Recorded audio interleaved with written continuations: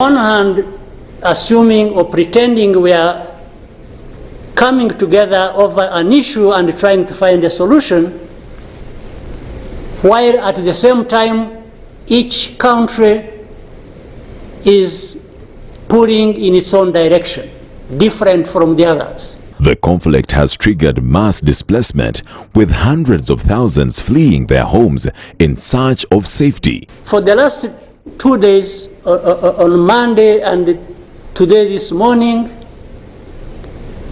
I spoke with the President of South Africa, who sought me out to speak with me on this matter because of their involvement in Eastern Congo.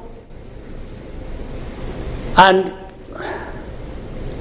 he's also there pretending to be playing a peacemaker role, and he has a force that has been fighting alongside FDLR and has been fighting the M23 on the instructions of Tshisekedi, because these are people who are not supposed to be in Congo,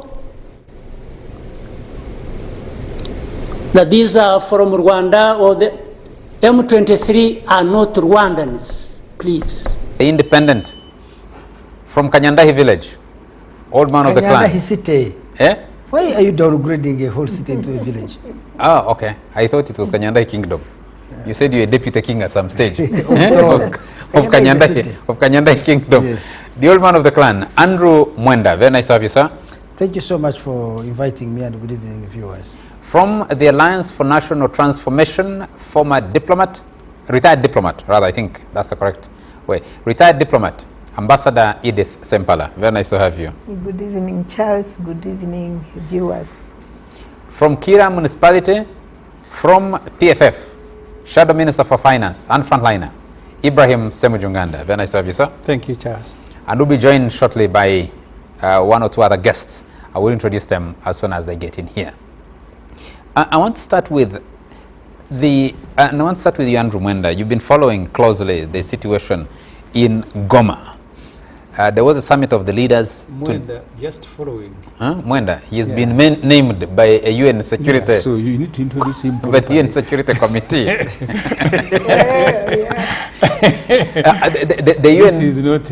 The UN believes Mwenda speaks for the M23. Where are your forces? What are they doing now? What's going on in Goma City? I wish I was the one in control of the forces. But I just want to, off the jokes, what is your question, sir? No, my question is... You, the patron of M23, why are you capturing? Honorable Semujung, and I'm asking the questions. Yes. you answering. Thank you very much. I am asking, did not understand. This is M23 patron. Andrew, let me put a direct question. The leaders of the East African community held a summit, an extraordinary summit. Did they reach any resolution? Well, they do not actually reach a resolution, because, first of all, the East African community long ago arrived at a resolution. Perhaps to enlighten our listeners, there are a group of Congolese who are of Kinyarwanda culture, and many of them are Tutsis.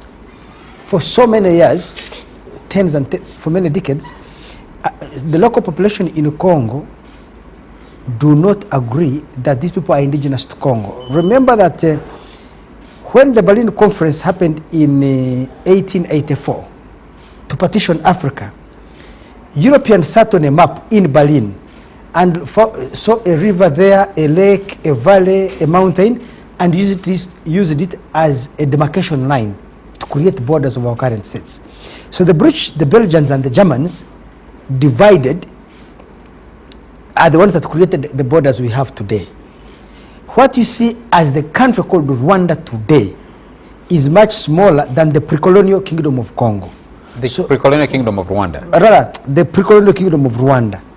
So you see, Kisoro was part of Rwanda kingdom. If you read Matthew Chikere's book, he does mention that Kisoro was the head office or the headquarter of the queen mother of the king of Rwanda. And I think his mother comes from there, Kisoro. So part of Eastern DRC, the areas of Masisi, Mulenge Hills, and all this were part of Rwanda kingdom, are occupied by people of Kinyarwanda culture, Kinyarwanda language. Now, after independence, the Congolese, like many Ugandans, tended to associate the Banyarwanda of Congo with Rwanda, saying they should go back to Rwanda. But these people cannot go back to Rwanda because they have never been there. The land which they occupy is indigenous to that land. Before you get the history, I appreciate the history. Yes, I appreciate the history. Let's first deal with the current situation in Goma and the broader Eastern Democratic Republic of Congo. Actually, all the way up to Kinshasa now, because one, there was the banning of the Ugandan embassy there. Two is the rebels in Goma, who now control Goma, are saying they will march on to Kinshasa. So I want to go back to the summit, or the extraordinary summit of the East African. Yes, but that is what the summit was saying. You played President Kagame there, and that's what I'm explaining. He's saying M23 are not Rwandese, they are Congolese. So the government of Congo and some communities in Congo claim that those, the Banyarwanda, people of Kinyarwanda culture in Congo don't belong to Congo. They should go back to Rwanda. And the war you are seeing in Goma today is a struggle by the M23, especially the Tutsi Congolese in Rwanda, to say, we are demanding the recognition of our citizenship rights as an indigenous community inside DRC. The government of Congo has been allied with the militias called Wazalendo, who grab these people's land, steal their cows, rape their women, kill their children. And therefore, this movement emerged to protect that specific community against a terror orchestrated by the government of Congo directly through its own army and indirectly through its associated and allied militias called Wazalendo. Of course, plus the FDLR, which is a genocidal rebel group fighting Rwanda, but is based in Congo. So that is the crux of the current struggle. So when the East African leaders met, I think in 2022, that is the same year that Congo joined the East African community, they agreed that M23 has legitimate grievances and legitimate demands. Tshisekedi, with fellow East African leaders, signed an agreement. We recognize M23 to be a legitimate organization with legitimate grievances and legitimate demands. And how do we resolve this problem? We shall have a political solution. For us to be able to drive to a political solution, we are going to deploy an East African force, military force, on the ground to ensure that the two belligerents, the government of Congo and the M23, do not fight. And that the presence of the East African force will create an atmosphere for the two sides to negotiate politically and arrive at a solution. The ink had not yet dried on that agreement when President Tshisekedi woke up one day and dismissed all the East African forces there. So the very force that was keeping the two apart was removed. Then he contacted the SADC and asked SADC to give him forces. So Tanzania, Malawi, South Africa contributed troops. And these troops did not come as peacekeepers. Remember, the East African force, they were not necessarily peacekeepers, but they were a force to stand between the two groups. But the SADC forces came as belligerents on the side of the Congolese state to fight M23. And they have had combat the two sides. So that is what escalated the situation. I should also take you backwards now, because we started from the present. When Tshisekedi was elected, he invited M23. Remember, M23 were rebels against Joseph Kabila, his predecessor. So when he was in opposition, fighting to become president, M23 and him were in communication and in alliance. One of the leaders of M23, Kanyuka, is actually a Luba from the same village as Tshisekedi. So Kanyuka led the M23 delegation to Kinshasa, and they spent there 14 months negotiating a peace agreement. The peace agreement was signed, and it had two things. One, recognition of the people of Kinyarwanda culture as citizens of DRC, and therefore their protection, and the integration of M23 soldiers into the Congolese army. Now remember this, Charles. M23 soldiers were previously in the Congolese army under Kabila. They broke up and rebelled. But they were not removed from the army roll. Their ranks remained, and many of them were being promoted. They were getting their salaries. But please, the background is important, because you want to discuss. That's my fear, because the background is very long. M23 emerged Charles, when you have one of the M23 here, those of us here who are here and the audience must still benefit from M23. Yes, because I would want then Andrew to go back, because M23 leaders lived in Kampala for a long time. A section of them had been put in Behanga barracks. A section of them were in Kigali because that March 23rd, where they get their name from, is a long drawn out conflict. Because if you could allow me to give you a background, then you would have your panel discuss this issue in a proper context, and that's what President Kagame you see in that video is trying to explain.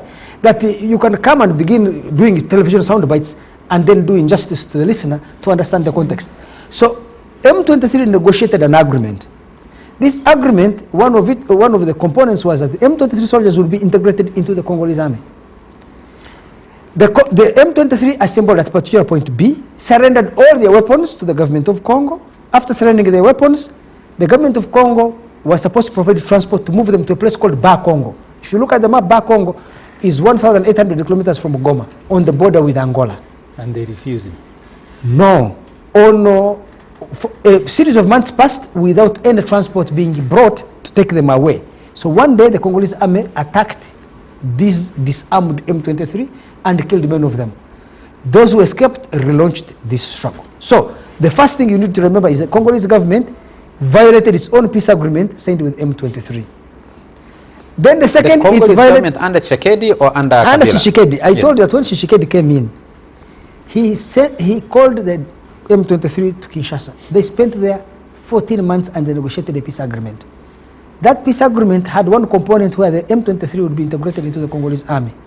They actually assembled at a particular place inside DRC, surrendered all their weapons, and under the terms of the agreement, they were supposed to be transported to Bar Congo, where they would be far away from their ethnic base. For some reason that I cannot up to now understand until somebody talks to Kinshasa and to Tshisekedi, the FADC, the Congolese army, FADC, attacked M23, killed many of them. That's how this rebellion resumed. Now remember that M23 had an agreement with Kabila before then, under similar circumstances where they had been integrated into the Congolese army. That's why I'm saying that many of these M23 people you see, they are actually registered officers with the numbers in the Congolese army. They receive salaries, which they don't come to them, of course, the officers in Kinshasa eat them. They have even been receiving promotions because the Congolese army has never removed them from the role. It benefits from them being Yugo soldiers there. So, when the East African leaders are meeting, this is the subject they are facing. One, Kabila had an agreement with these people, he violated them. Tshisekedi had an agreement with these people, he violated them. You can say, okay, that was domestic. But Tshisekedi also had an agreement with the East African leaders to ensure that their peace talks and this peace agreement is implemented. He withdrew from it unilaterally without consulting his peers. Even Kabila had that agreement through what they call the International Conference on the Great Lakes Region, ICGRC. I remember between 2012 and 2015, President Museveni was the chair. Museveni hosted 8 conferences of ICGRC on the issue of M23. An agreement was signed that they would be integrated into the Congolese army.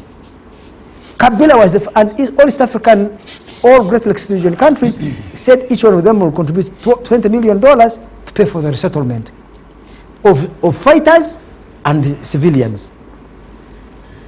Kabila was the first person to pay the money. After Kabila had put $20 million before other countries could put it there, the UN came and said, let us be the ones to fund this process. When the UN intervened, Kabila came and withdrew his money. The thing fell apart. I attended the meeting in Munyonyo there, where President Museveni told Kabila, this was a heads of state meeting, and they allowed other people to attend. And President Museveni told Kabila, these M23 people have come there in Uganda here. They're in a refugee camp in Behanga. In our refugee camps, we don't have a fence around.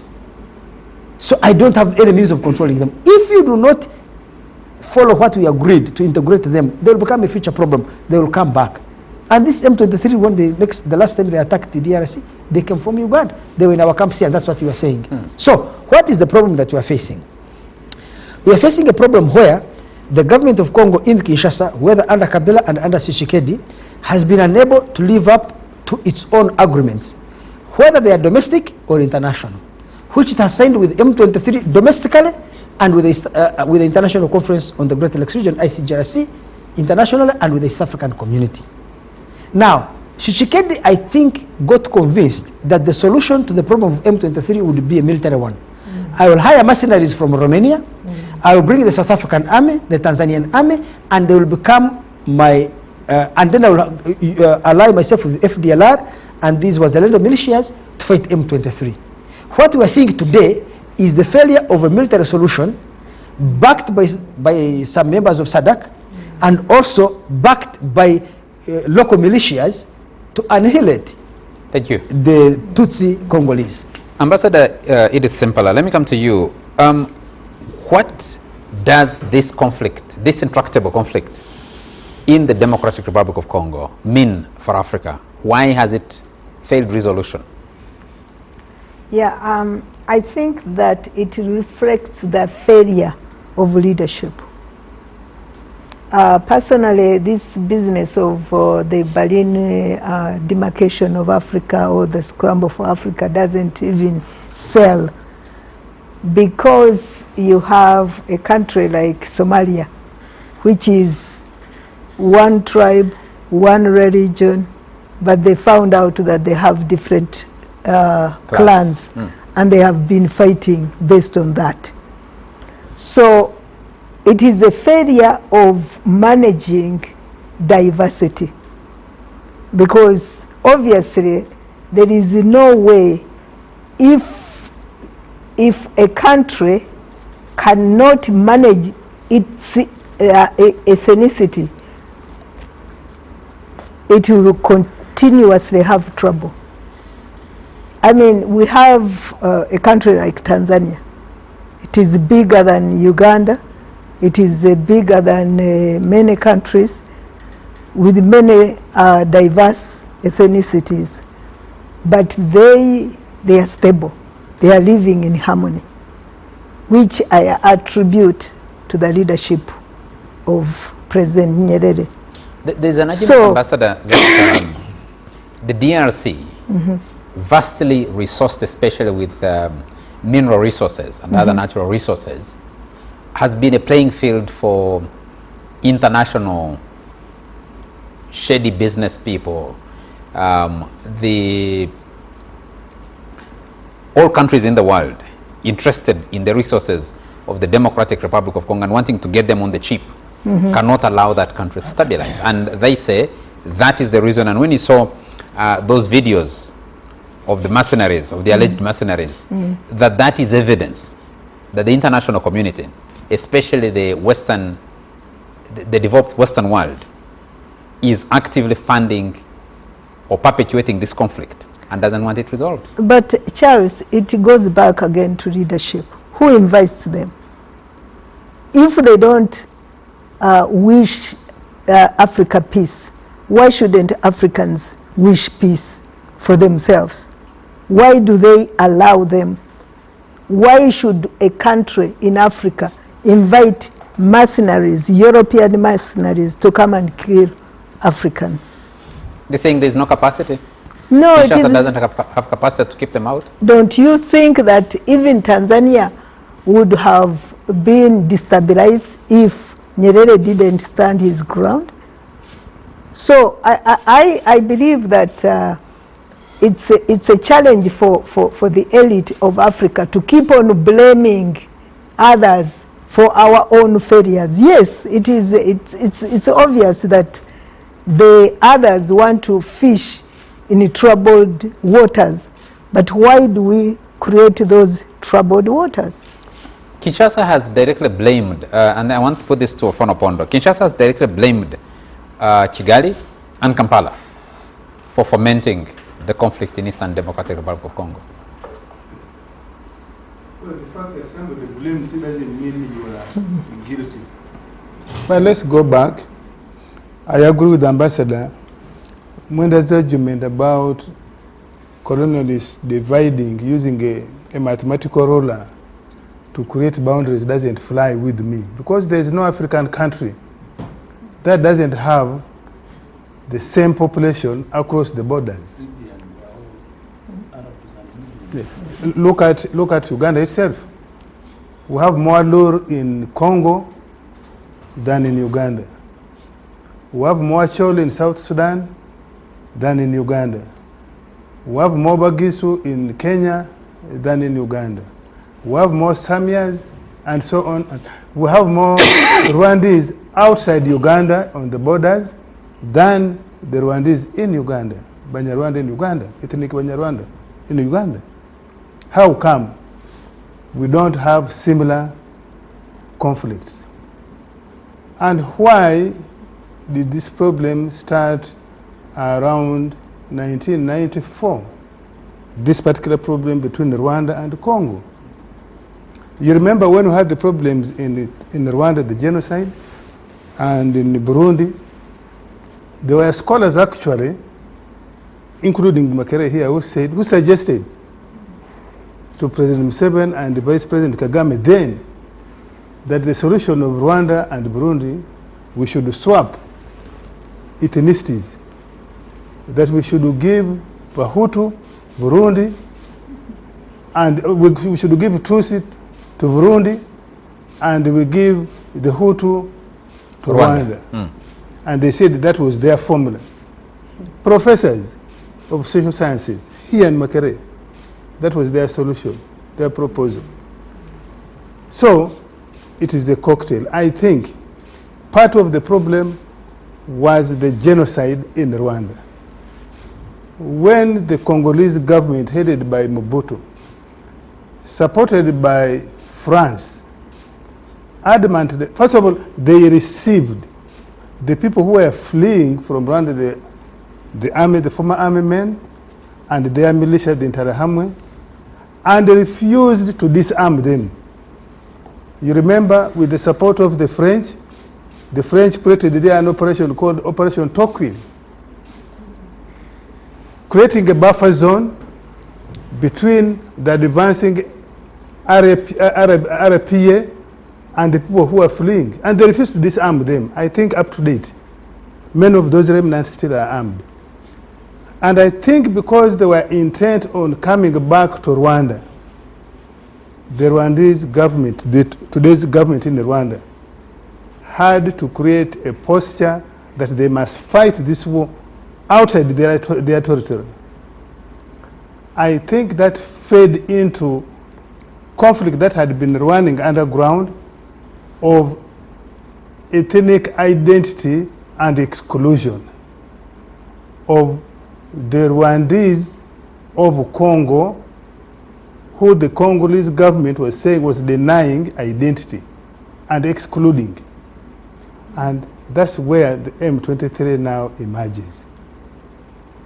And the obstinacy, I think, of the Kabila government and the Tshisekedi's government today, I suspect, is still being funded by external interest. Some of the elements you are mentioning, the minerals, the economy, and so on and so forth. I think they are not willing to agree to a settlement that allows the ethnic Banyarwanda to be admitted, to be recognized as such, as Congolese citizens. I think that's at the bottom, underlying the conflict.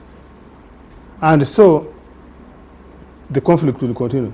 Now that added, President Kagame said, I will not use his words, which he said if you have idiots,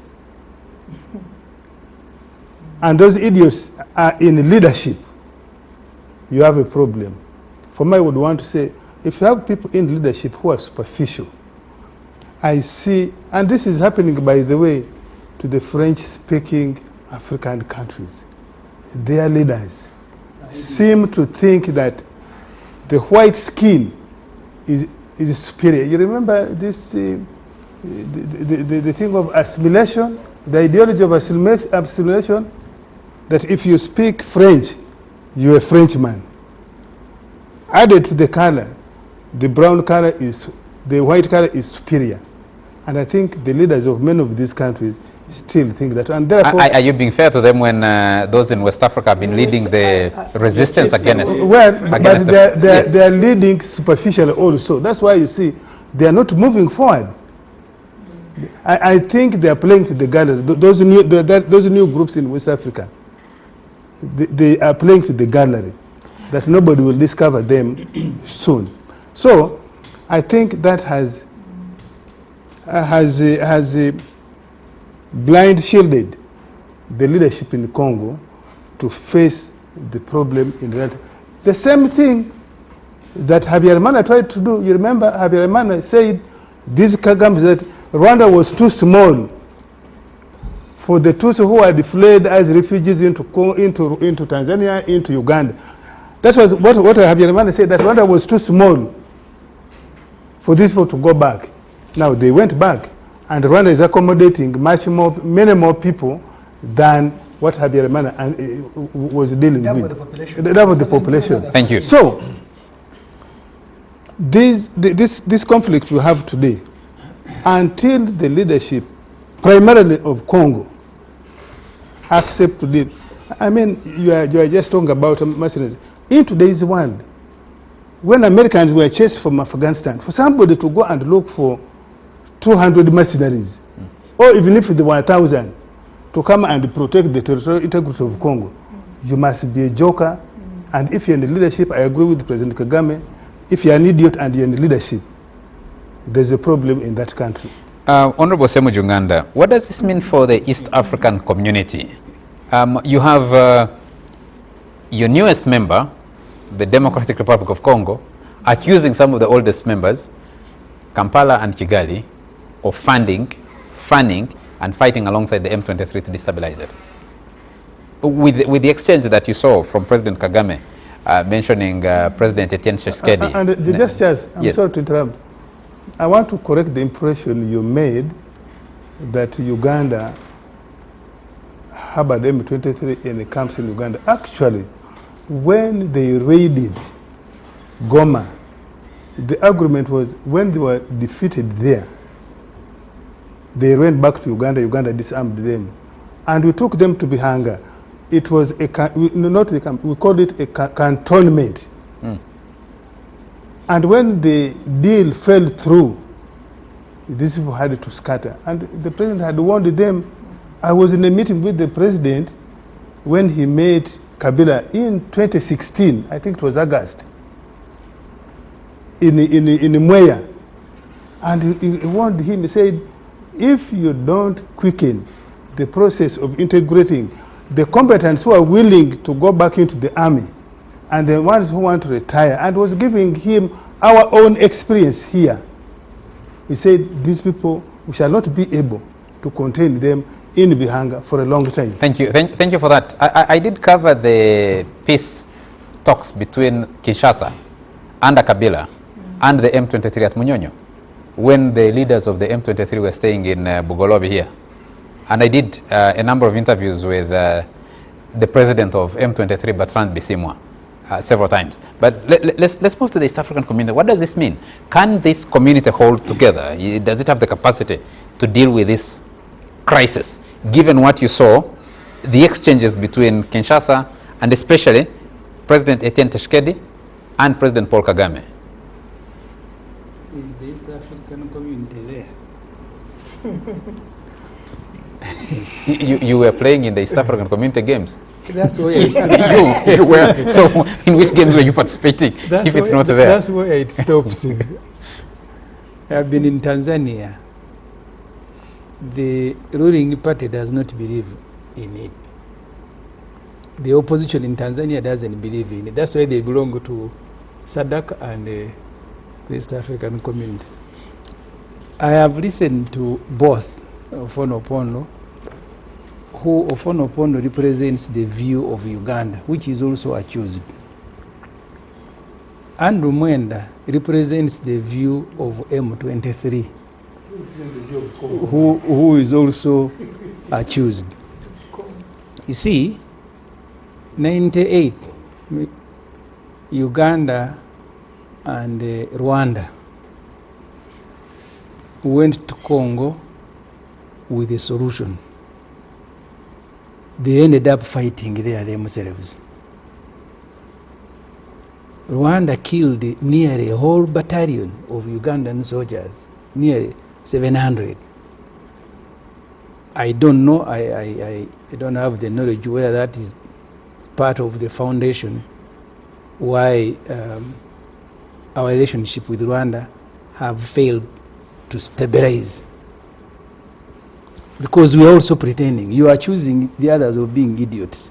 But Uganda and Rwanda are also pretending. Said superficial. Superficial. You know, he concluded by saying he agrees with Kagame. He was just laying a polite foundation, but ended up saying the same things. And it is wrong to continue blaming colonialists. The African Union, from the Organization of African Unity, why didn't we redraw the borders? We begin surrendering territory that belongs to Kenya, we go and pick ours in Sudan, and so on and so forth. The colonialists who created the... President Mwalimu Julius Nyerere of Tanzania made that case in a clip that's been making rounds recently, discussing the crisis in Eastern Democratic Republic of Congo. And he was saying he made an argument before the OAU summit in 1964 to say, let us accept the borders as they were drawn. Yeah, but you see, yes. Charles, these processes have been on forever. Gaddafi said we need to create a United States of Africa with one army, with one government. Museveni, together with Mbeki, undermined it. And Museveni spoke proudly about it. He said we need to start with smaller blocks. You remember the problem he had with Gaddafi towards the end. One time Museveni sending Ebyama Mbabazi and Kutesa to go and pick money from Gaddafi, and Gaddafi chasing them. So the African leaders, the idiots and the smarter ones, are all pretenders. They say one thing and do another. This particular conflict in Congo, where I agree with Ofono Opondo, the original grievance of President Kagame and people who are in leadership in Rwanda was not M23, was not the ethnic Rwandese who are in Congo. Was because you had people running away from a new order in Rwanda, running into Congo. The ex-FAR. We had a similar problem here. When you come with arms to remove a government, you also have a duty to establish a relationship with those that you are chasing from power. We fought with Konye, fought with Khartoum. How many years?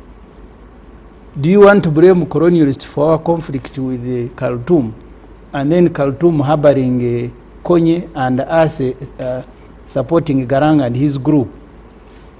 So we all have been doing the same thing. The problem mainly, I don't think Museveni would have supported South Sudan the way he did if he did not have a problem of people running from Uganda. They go to Sudan and they are harbored by Khartoum, including choosing and closing embassies. You're talking about banning Ugandan embassies here. There was a time Uganda went and arrested diplomats from the Sudan embassy here. So we all have done the same thing over. Sometimes you win and then you pretend to be smart. So the original grievance of Rwanda was that Congo, as Ofono has explained, Congo was harboring people it had chased from power. But you can also not collectively accuse everybody. So yes, you had some people participated in the genocide. In the genocide, but they are not the only ones who ran into Congo. So you went chasing after everybody, including those who are accusing of genocide, but they also, like today now, you've seen some people crossing borders, others go to Uganda, others go to Rwanda, others go to Kinshasa. So when you collectively accuse everybody, you are actually recruiting everybody against you.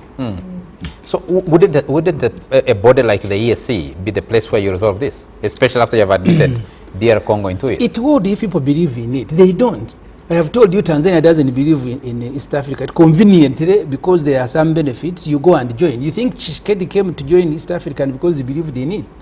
I have been in Tanzania. They believe more in Sadaka than the East African community. At one time, actually, they were nearly walking away from the East African community. All these guys are just fortune hunters, pretending that they are leaders who are trying to force unity among African and East African people. Thank you. They are all fortune hunters. When Museveni goes to Congo to do roads, it is not because he wants to connect with Congo out of love. It is because first we are stealing gold from Congo, but also we do a lot of trade through Bunagana. We sell many items through that border. Not strategic interest of nations? Which is strategic interest. We were joined by the Minister for ICT, the Honorable Dr. Chris Baryomonse. You're welcome to the show. Thank you very much, Alice, and good evening, panelists, and good evening, viewers. I was coming from Mulango.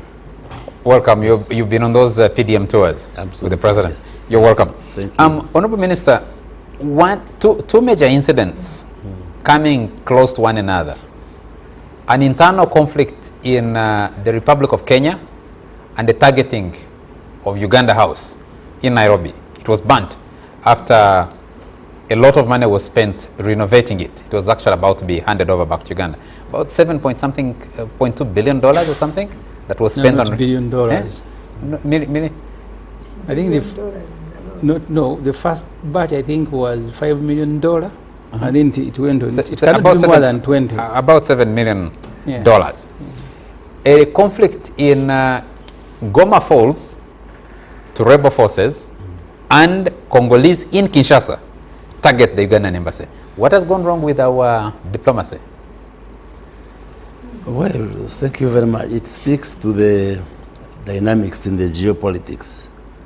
And both in Nairobi and Kinshasa, we are basically looking at the rioting or demonstrating citizens, especially young people, who may have issues and can ban anything they come across. Because, like in Nairobi,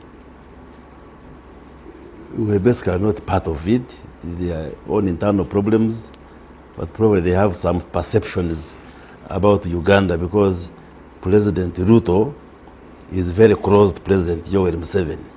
And in Nairobi, they were basically opposing some of the policies, especially the Budget Act introduced by President Ruto's government. So they saw President Ruto as a close ally of Uganda and President Museveni, and maybe that's why they chose to torch and damage the building.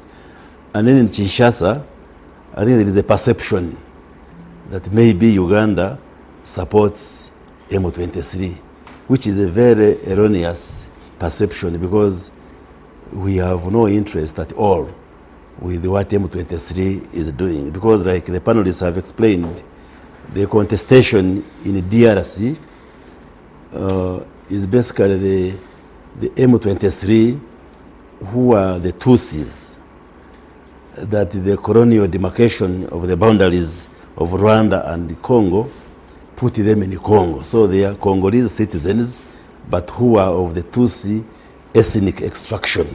The way we have these ethnic groups everywhere in Africa.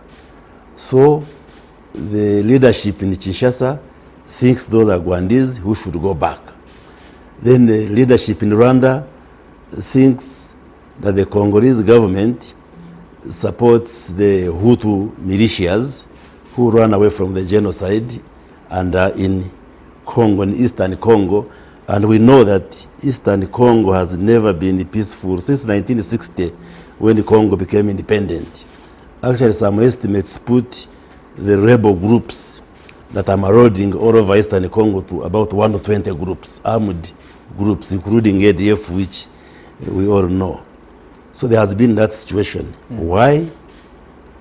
Partly because of the natural resources which are there, the minerals which are there.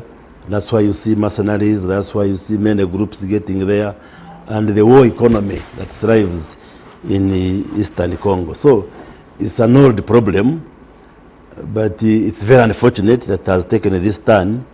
And when you look at the narrative now, you get disappointed. Even the way the leaders are talking, they have lost decorum. You are a president, you call another one an idiot, you call another one a liar. Like last night there was a summit, the president of DRC did not show up.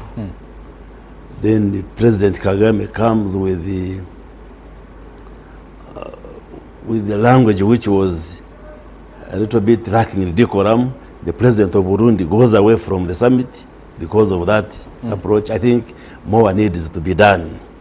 And of course, there is also failure in communication. You get a situation where the Deputy Minister of Defense of South Africa comes to Goma and then in a public address is making reference to a telephone conversation between the two presidents of South Africa and Rwanda. And I think she made a comment which was understood that the president of South Africa had instructed the one of Rwanda. Now President Kagame says this is a lie. So the kind of language. So I think more needs to be done so that there is a harmony, there is the calmness. But it's good that the presidents are talking. It's good that the leaders are talking. And are they talking or quarreling? No, they are talking. Yeah, the tensions might be high, but they are eventually coming down. And they continue to talk. And in the last night's summit, I think they agreed on 2 things. One, I think they appointed 2 amongst themselves to speak to the president of DRC and calm him down and persuade him to be part of this discussion, because you can't run away from an issue which is affecting your country.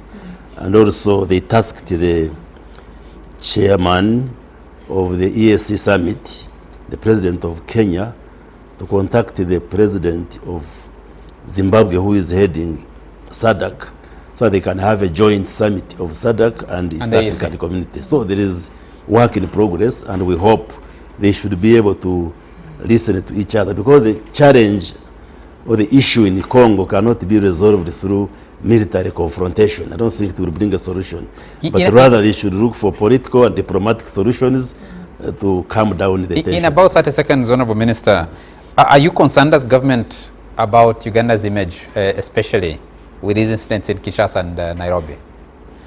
Yes, definitely we are concerned, because like I have said, by the time Congolese in Kinshasa go to ban an embassy, it means they have a feeling that we are letting down Congo, that maybe we are the ones behind empowering M23 to take over Goma and advance, whereas not. And like I have said, the government of Uganda is not part of that conflict. I'm afraid remember in 2007, after the controversial elections in Kenya, and our president went and was part of the inauguration of Kibaki. You remember that angry Kenyans, particularly in the Nyanza province, uprooted the railway line. Coming to Uganda. To Uganda. Because they thought falsely that by our president being there, we were supporting. Indeed, we needed support. I'm afraid, gentlemen. Gentlemen. But just to answer you. Yes. In building nations and building relations, you cannot say this will not happen. But when they happen, how do you handle? Unfortunately, we now have experience that many times, only recently, we had a strong disagreement with Rwanda, as you know, for 2-3 years. They learned to close the border, but we have overcome that. Why? Yeah, we have overcome that because we are now able to trade and move. We'll come back to that debate, and the bigger question many people are asking,